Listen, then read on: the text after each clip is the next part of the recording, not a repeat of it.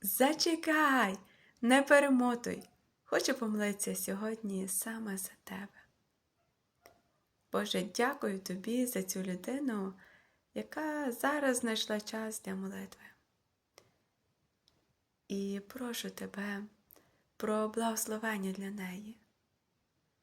Ти знаєш, Ісусе, всі життєві обставини. Знаєш, що вона зараз переживає в своєму житті. Я щиро молю тебе, благослови її у всіх сферах її життя.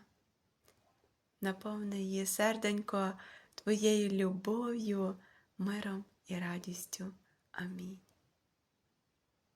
Якщо ця молитва сьогодні за тебе, пиши в коментарях «Амінь». Ділися цією молитвою своїми друзями. І обов'язково підпишись на канал. З Богом!